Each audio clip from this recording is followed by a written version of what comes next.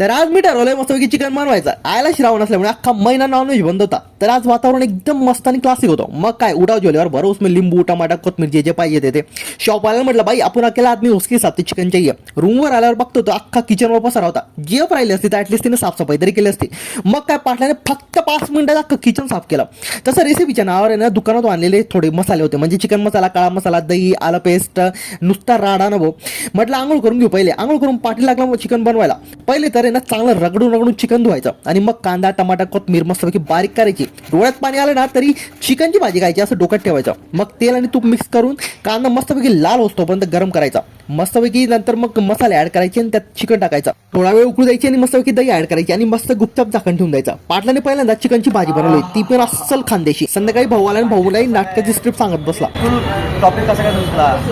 अच्छा व्हिडिओ बनवला तू? सध्या आयुष्यात गोल स्पष्ट दिसत नाही, म्हणून म्हटलं की लेन्स कार्डचा चष्मा वापरून बघू, कदाचित गोल तरी स्पष्ट होईल. आणि म्हणून आम्ही लेन्स कार्डच्या दुकानात पोहोचलो.